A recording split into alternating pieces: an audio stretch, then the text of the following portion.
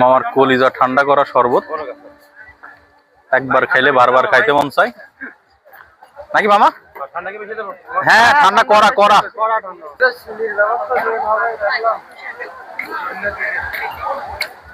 আমার শিল কি ভালো শিল তো?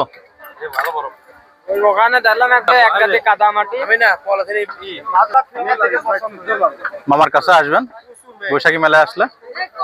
আমার পরিবেশ ভালো আছে, পরিষ্কার পরিচ্ছন্ন।